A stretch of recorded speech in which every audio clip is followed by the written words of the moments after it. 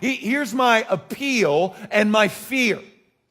I think Matt McCauley said this last week, and he said it last week. And Matt McCauley's our family minister here at the Flower Mound campus. And so, man, we're a part of this growing young cohort out at Fuller Seminary with Daryl Amon, one of our elders, Bruno, myself, Chris Groover, and Matt. And here's what we're learning. There's data now to back this up. Kids are not being secularized in college.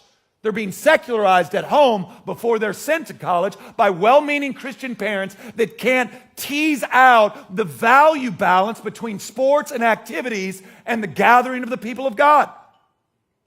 Like they just get disoriented by it. And I'm watching it even play out in my children's peers. Like, look, I can use my son as an example. Like my son loves football, he loves basketball, he loves it. He's disciplined around it. He's eager for it. Sometimes he doesn't want to come to church.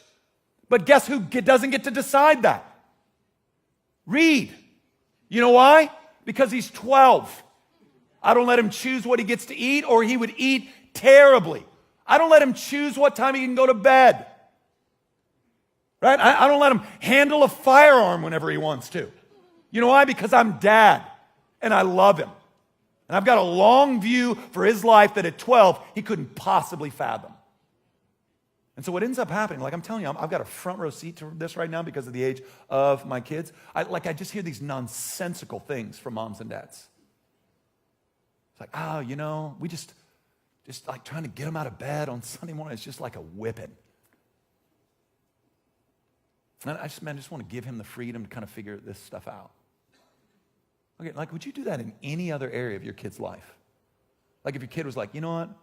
School, I just can't. Mom, I just can't do it. Look, the teacher's mean. I don't even understand what she's talking about. You know, out of that 7-8 hour day, we only get to play and have fun for one 45-minute block of that. I'm just not doing it.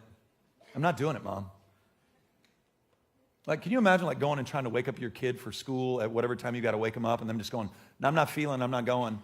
Oh, okay, well, never mind then. And then you, right, like to parent that way. And listen, I'm for you. I'm not against you. I'm not trying to shame you.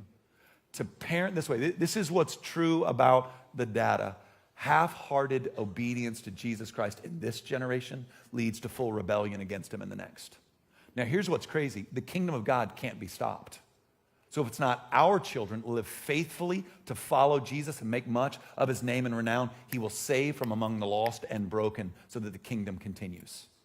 Don't forget, Paul didn't exist. He was Saul of Tarsus, killing Christians when Stephen was martyred, and they had no view of how this was going to play out. And what did God do? God saved from among the most broken and most dark for the glory of his name. Now I'm dedicated to, as best I can, and I don't control it, helping my children see and understand what is of supreme value and what's a good gift. Like, look at me. Football is a good gift.